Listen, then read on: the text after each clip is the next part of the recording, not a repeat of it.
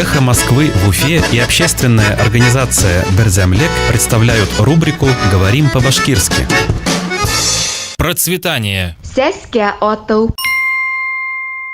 Процветание феодализма. Феодаллык сәскә ата. Процветание феодализма. Феодаллык сәскә ата.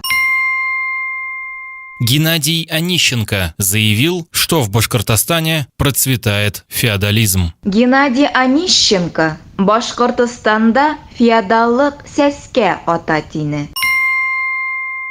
Геннадий Онищенко заявил, что в Башкортостане процветает феодализм. Геннадий Онищенко Башкортостанда феодаллык сәскә ата тине. «Эхо Москвы» в Уфе и общественная организация «Берзямлек» представляют рубрику «Говорим по-башкирски».